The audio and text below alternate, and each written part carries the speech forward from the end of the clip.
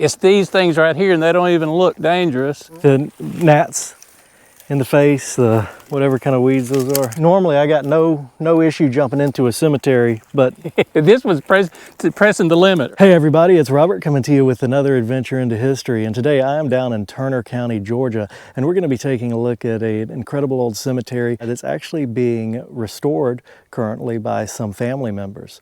Turner County is a very rural county in Georgia with a lot of farming that goes on. As you can see, beautiful out here. It is probably one of my favorite parts of Georgia. It's also down below the Georgia gnat line, so you'll probably see me swatting off gnats during this whole video.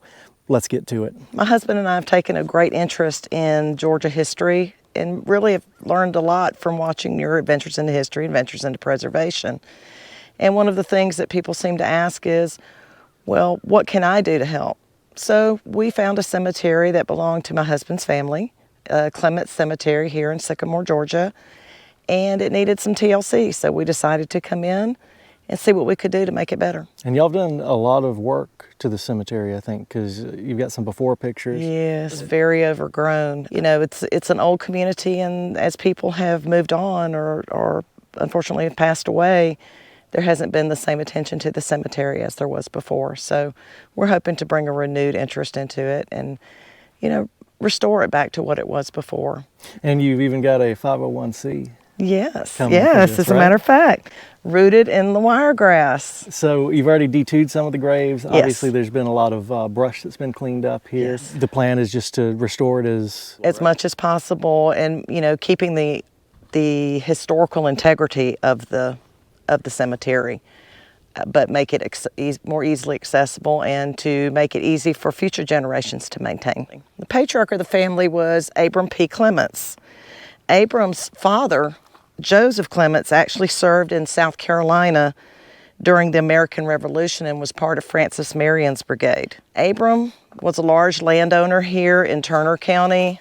Turner County was not officially formed until 1905, so technically it was Irwin County at the time that he came.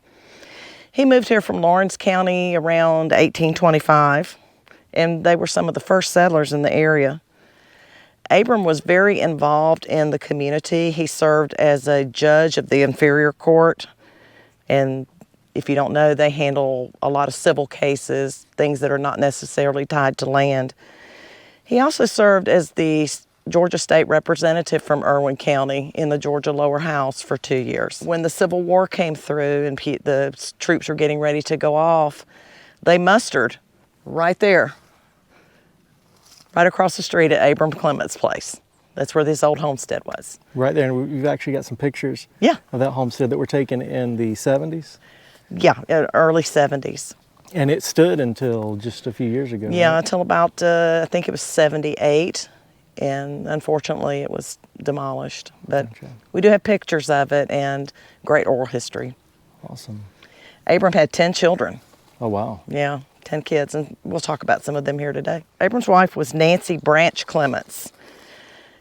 She was the daughter of Elias Branch and Lucy DeVille. Lucy was actually born in Ireland, and how she and Elias ended up together, I haven't quite figured out. But as I said, Abram and Nancy had 10 children, and those children married into a lot of the families here in Turner County. Fletcher family, Paulk, Henderson, Whidden, Ross, Malden. And those families and their descendants are still here today. And that's how you wind up related to a bunch of people. You have 10 kids. Yes, my husband's related to everybody in this county. Everybody. Interesting fact about these two is their oldest son was Ruben Walton Clements. He's not buried here. He's buried in Irwinville, Georgia, which is maybe 15 minutes from here. Ruben actually owned the land where Jefferson Davis, the Confederate president, was actually captured when trying to escape. He bought the land. Family lore says that he bought the land to prevent any Yankees from getting their hands on it. When Ruben passed away, he only had one son, and he was Judge J.B. Clements, also in Irwinville. And J.B. decided to deed 4 acres of land to the state of Georgia. That is now the Jefferson Davis Historic Site. And these two graves are stamped concrete of a similar style that we see down in Talbot County, Georgia, where we do a lot of videos, which is about 2 hours away from here. Both of them are bricked on top.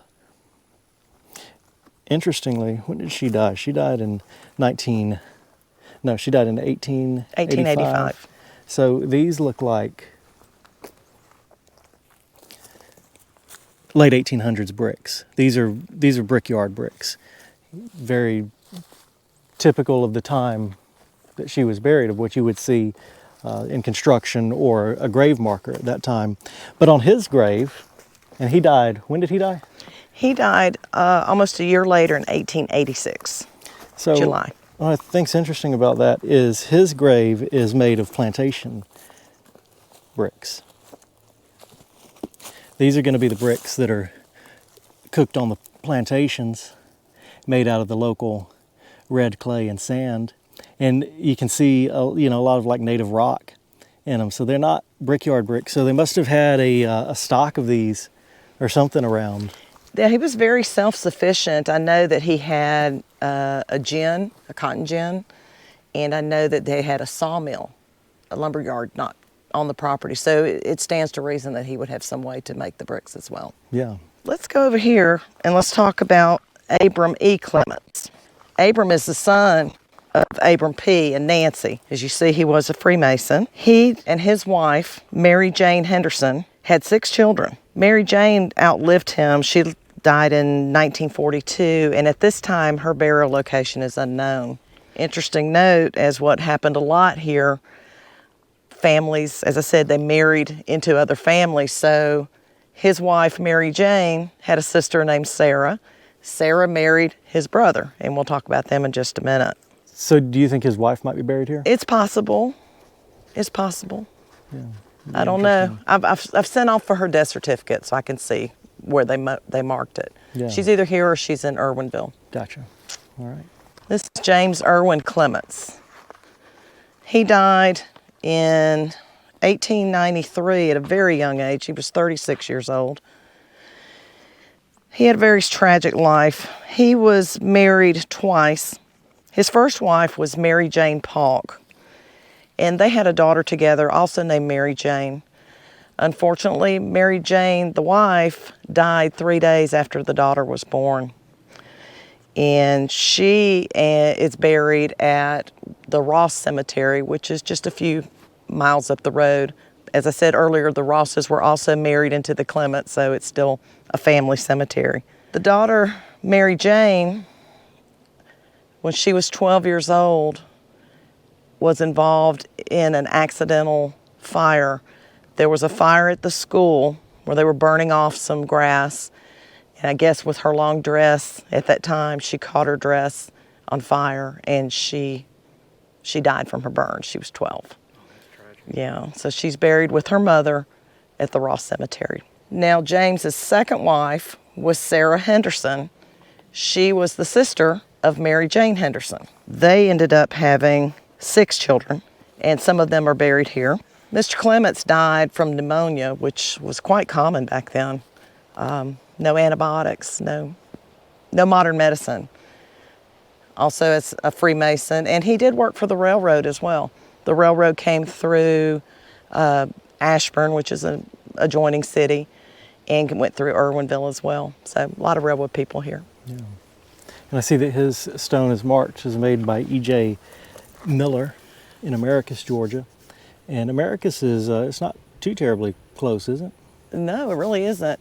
It's closer to where you normally are. Yeah, so it came a little ways down here. Yeah.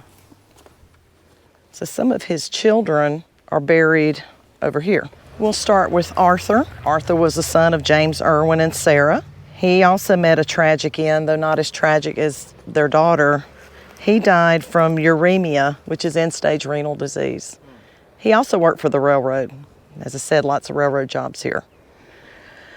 His wife outlived him, and she remarried and moved to Tifton, and is buried there. His brother, it was Ernest Clements. Ernest died, he was about 20 years old. There was a bird hunt going on Christmas Eve in 1902, and someone misfired And Ernest took a load of shot to the heart and died instantly right here in Turner County on Christmas Eve. That's really sad. Then we have his brother Lloyd. Lloyd actually served in World War I, where family says that this is where he first got ill. He died of pulmonary tuberculosis, and they think that he got that during World War I. But he also worked as a cotton gin mechanic here in the county before he passed away. Cotton was a big industry then, and it looks like it still is Yeah, now. right across the street. Yeah. I got William J. over here. I wish he was turned around the right way. So William J. Clements was a son of Abram and Nancy Branch. William was very busy. William and his wife had 13 children, 2 sets of twins. Though he's not marked as such, he did serve in the Confederate Army, the Georgia State Guards. He was also, as you saw from the headstone emblem, he was a Mason, and he was buried with full Masonic honors here. He died of pneumonia, again, another pneumonia death. His wife is next to him, Sarah Elizabeth Clements. If you look just past Sarah, towards the back, you see a Smith headstone.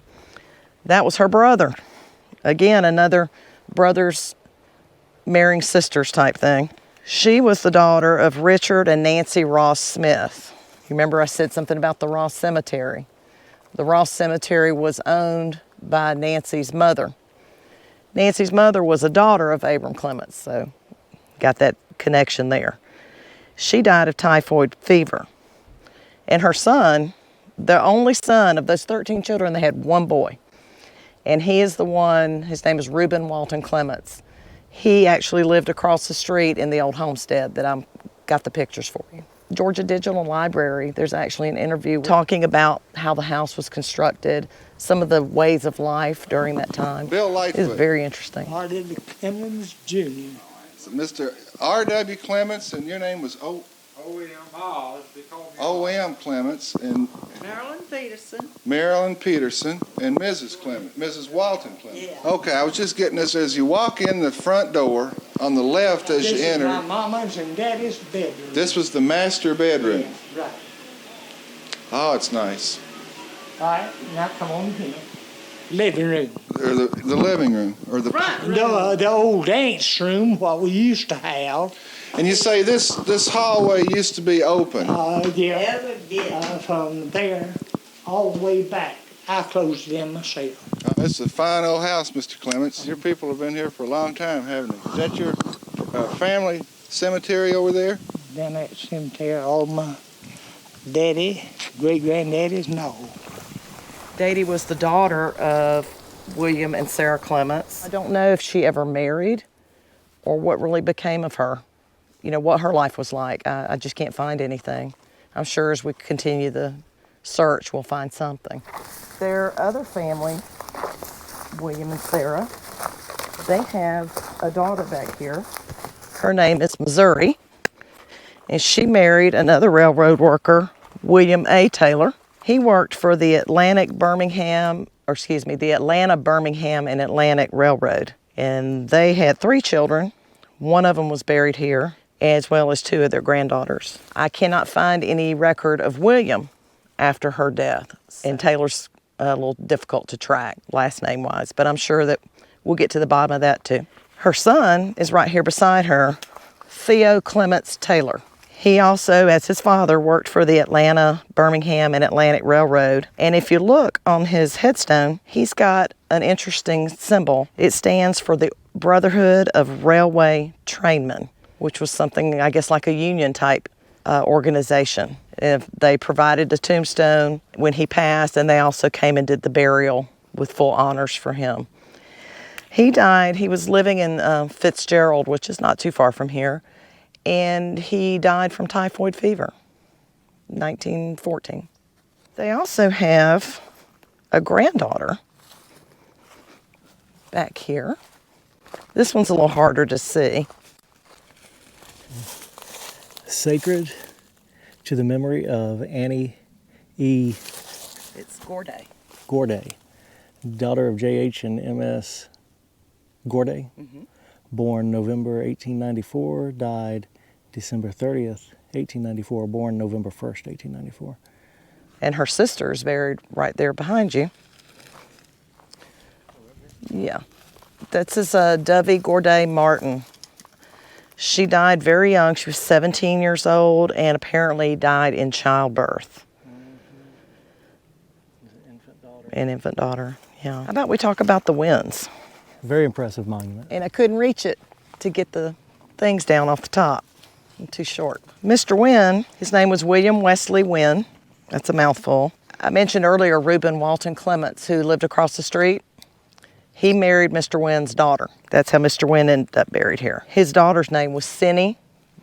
William Wesley was also in the Confederate Army. He served in Company G of the 10th Georgia Regiment. His wife died not long after him in 1917, about 3 years later. And while her grave is not marked, family tells us that she is buried here beside him.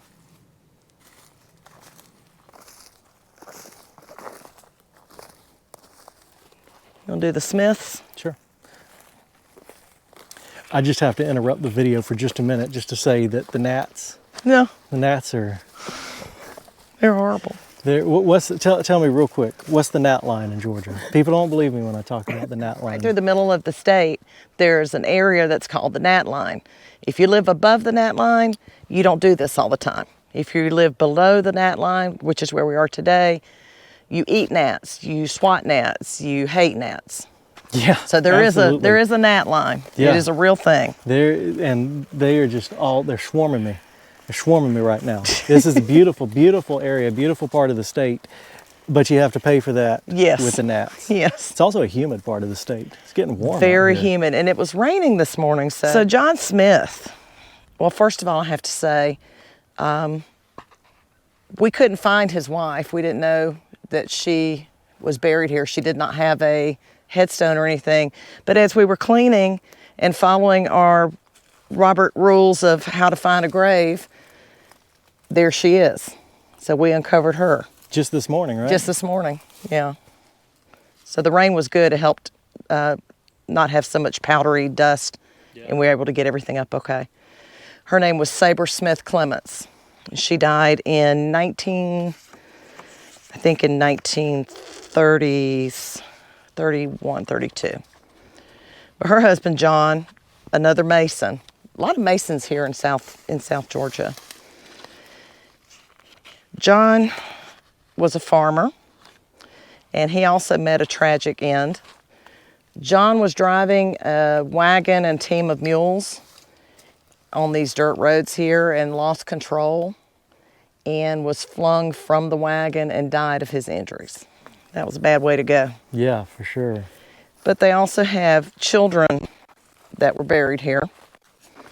Unfortunately, you'll see the daughter, Nancy J. Smith.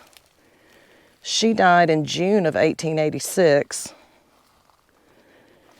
And then her sister, Sarah, died in July of 1886. Our patriarch, Abram, died in June of 1886, so we tend to think that perhaps there was some illness that swept through the area.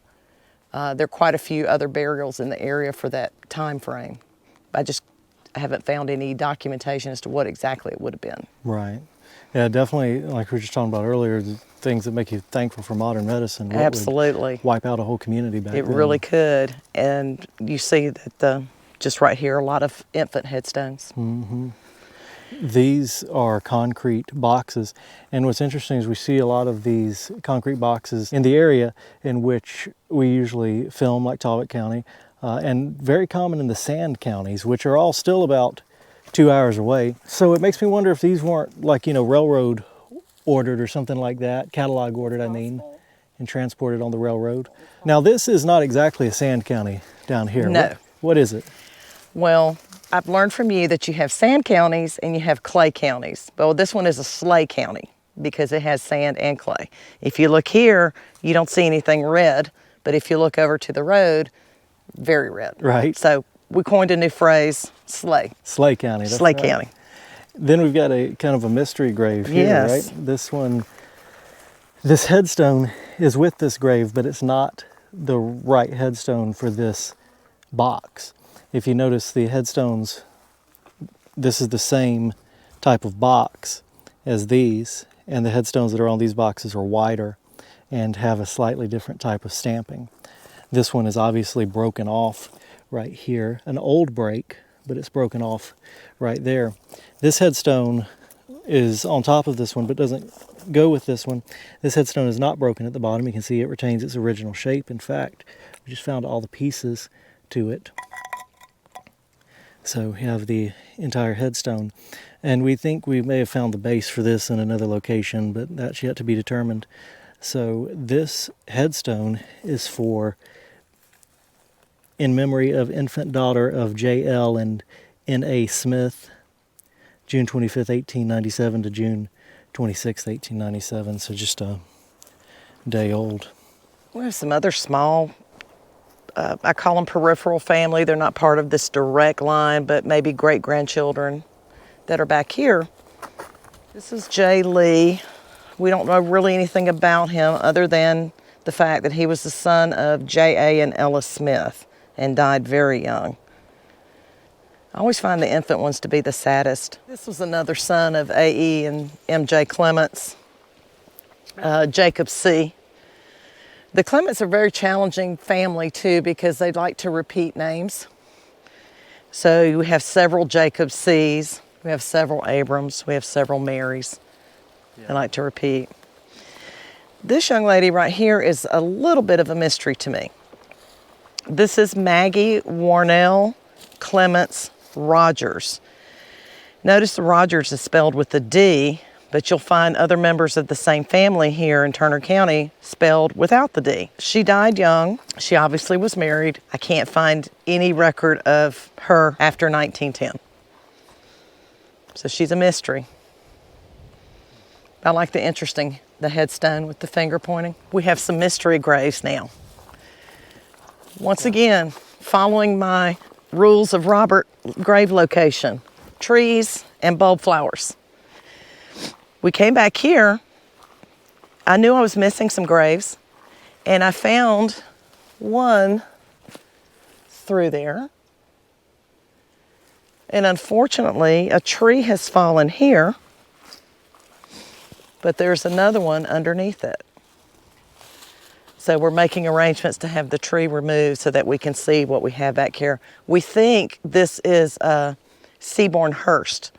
He was a son-in-law of John and Sabra Smith, and he was the only one that had a Confederate marker. I found pictures from previous surveys where it showed his marker. So I think that's who that is. Well, this is the point of the video where it turns into traditional adventures into history. Yes. Because I can't leave here and not know. So I'm gonna trade out with you. I'll get you to run the camera. Let's find out who this is, because in there. So you said that he had a Confederate stone? Yes. I don't think that this is Confederate stone, but I could be wrong. You know what the worst part is? I think it's face down. Well, at least we're out of snake season. Yeah, there's just a big old copperhead sleeping under it right now. Yeah, it is face down. Gummit. Of course it is. I wanted to know myself. I can't do nothing about that. But that's not a Confederate stone. So then he's still waiting to be discovered, isn't he? Yeah. We can probably get an idea of who this is because that looks like a footstone back there. But, well, I don't know if that seems a little far away from it, but it does look like a footstone. Yeah, I thought so too. And the initials are SES. You got anybody that lines up with? SES? SES. I have SEH, which is the Seaborn Hurst. Well, that's not going to help us at all because this is SEC. It's SEC, yeah. So no, I don't know who that is. I mean, when you say it's Confederate markers, pointed top, you know. Yes. VA issued. The VA marker? issued, yes. Yeah, that was thinner than a VA issued marker. Okay. And a VA issued marker wouldn't have that thick base. Right. That marble base. Yeah, that makes sense. So I've seen pictures of it from the last time that the cemetery was in really good shape was in 2010. And I've seen pictures of the stone, so I know it's here. I can only assume it's under here. And thankfully, we have friends here and family here in the county that are going to help us with getting some of the additional debris moved away so that we can dig in. Yeah, it's going to bother me. It's going to bother me not knowing who that is. Well, I won't let anybody know until you get a chance to find out. All right. So our mystery grave right there, face down, and then, so there's probably something else back through here. I mean, it got to be if there's more missing graves. All right, so while the camera was off, I went and looked over there in the weeds a little bit more, and I was looking for the Confederate grave that's over there. I found a picture of it on Find a Grave where it was broken at the base and laying down, so it's probably over there, just hard to see. That would be why it's not sticking out like a sore thumb. And I don't see it. It's really overgrown, lots of briars, too many gnats out here.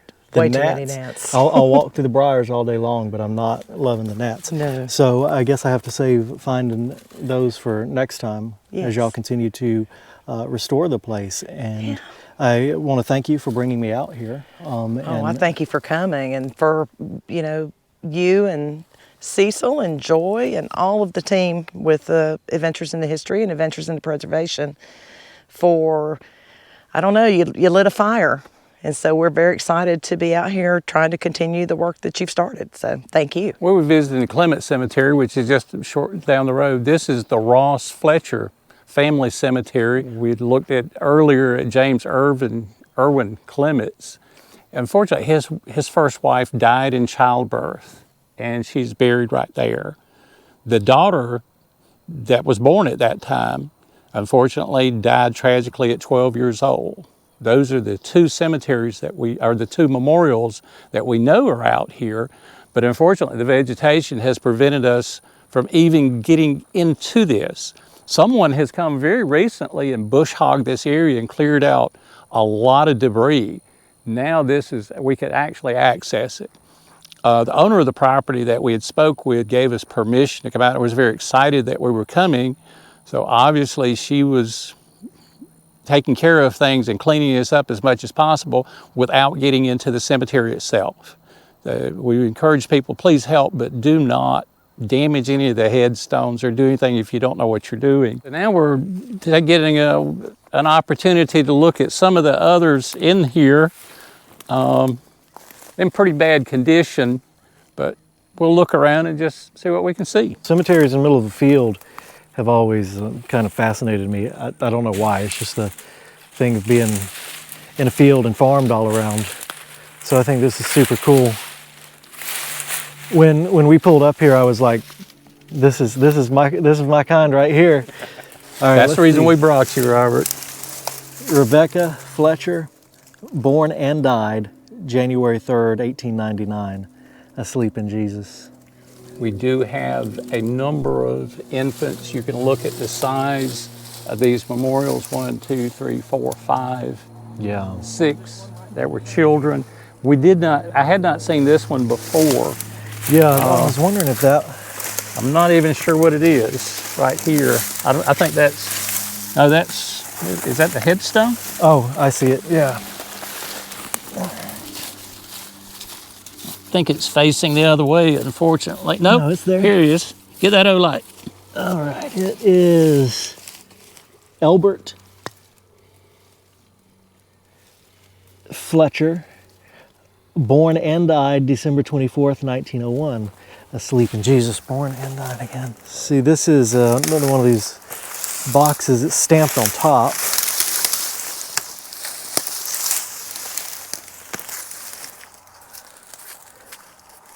I'm going to hold the light down here, see if you can't read that one.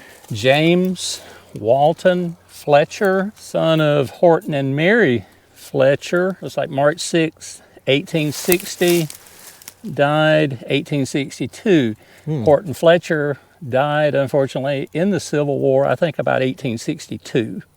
We believe that the daughter of one of the Clements, of Abram Clements, is buried here along with her husband, John Alexander Ross. We do not have a location for his burial. Find a Grave says he died in Florida, but his wife should be here. So we believe he's buried here, but we have not been able to get in here to find out. So this is a great day. More children's graves, and I'm going to kind of, we got that one, that one, that one. I'm going to kind of see if we can't get to some of the adults here.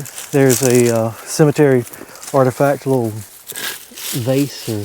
I can just clear the name right here. Let's see. Son of A.E. and Mary Clements. Is that what this is?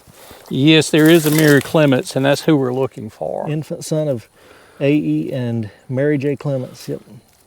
No, that's a different Mary Clements than I was thinking, because that's A.E., which is one of Abram's sons, but we saw his memorial earlier today at that other location.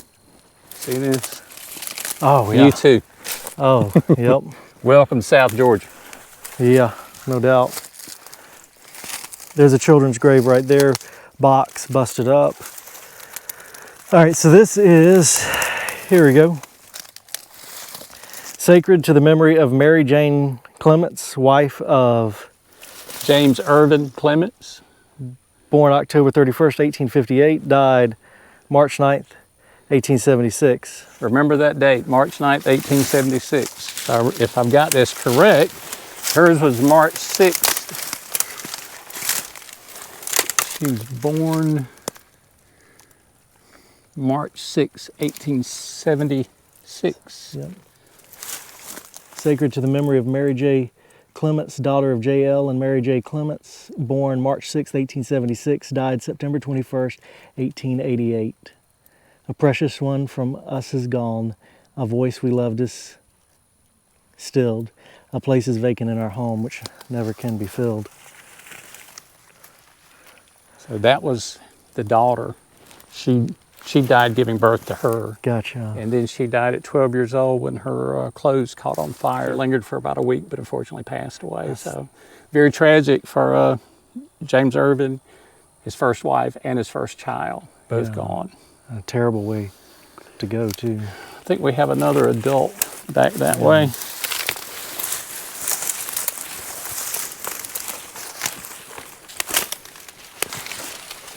See, this is in such tragic shape, but we have not given up. A fire ant farm there. That is Fire Ant Farm. Charlotte, Dyens? born January 12th, I don't know, and died August 23rd. It was like 1800 or 1806. It could be It looks 60, like 1800 something. I think it's 63. Oh, okay. I'm going to step back from there, though, because those fire ants are They're getting riled up they're now. looking for who just destroyed their house. See, I think that may still be part of that one. Yeah. Another child grave. This is ridiculous. That's looks like a porcupine. Got a hold to me. Look at me. Yeah. Good thing I brought a spare shirt. Right? Always be prepared. There's one right here. It's probably a child, but let's see if we can't. 1882 to 1888. That one's covered in fire ants too.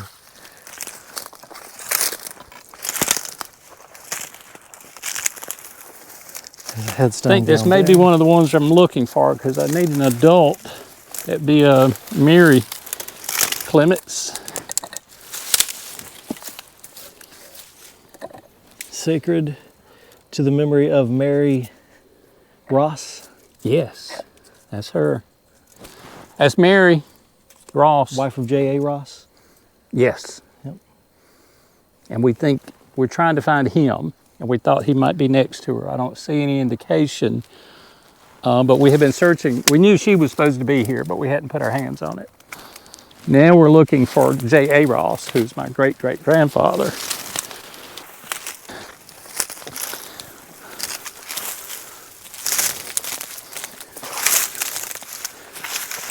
I think that's a child. This is a Malden infant. Yeah. Born 1895, died 1895. The gnats in the face, the whatever kind of weeds those are. It's great. Great. I was just pushing You've on got through. more. You've got more, yeah. Yeah, they're on my back too. I'm completely covered in, what do we call them? Triple needles, or I don't know what they are, but I don't like them. we had a name for these, but I've never been covered in them like that. Look at this. Like a porcupine had a field day with it, but that's Mary. Says wife of J.A. Ross. That's him. That's her. Yes. But there's nothing on either side. We were hoping that we were going to see some debris, a headstone, or what, but we have no idea where he was buried. He died in 1933, I believe. That would be my great-great-grandfather.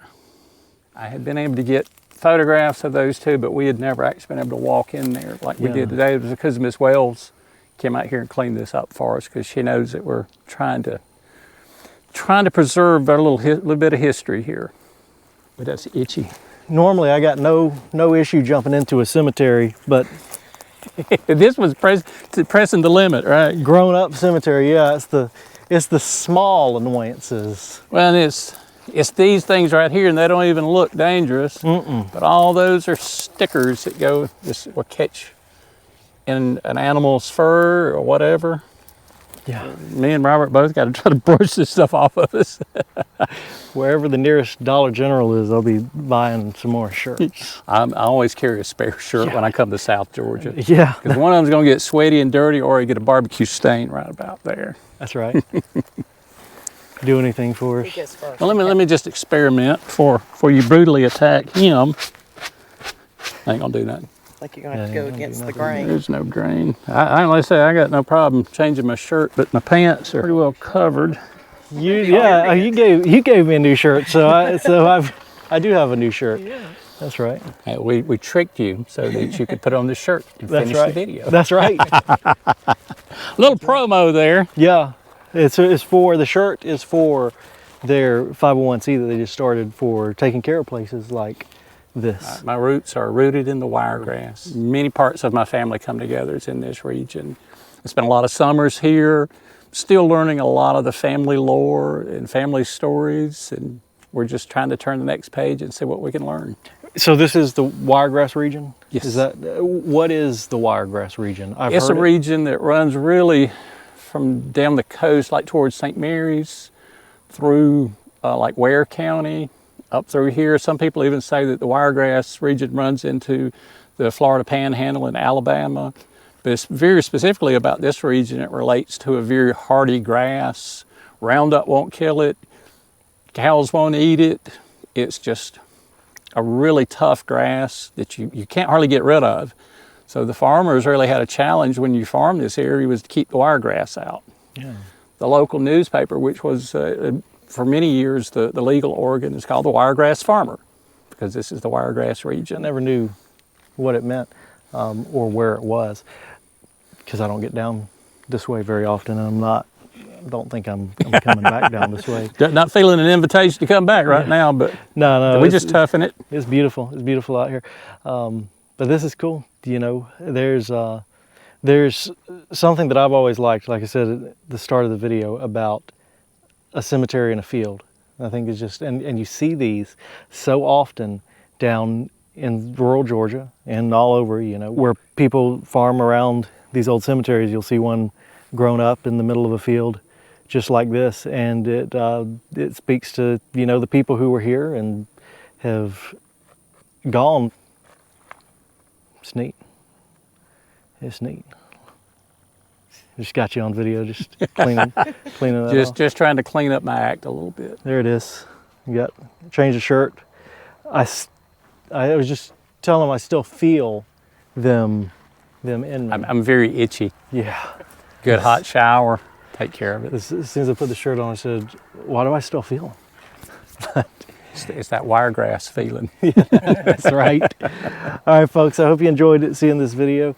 Neat little cemetery in a field, and maybe answered some questions for you. Raise some more questions, but we'll continue looking till we find what we can. Yeah. So that's going to do it for this place. There's enough gnats and that stuff for me.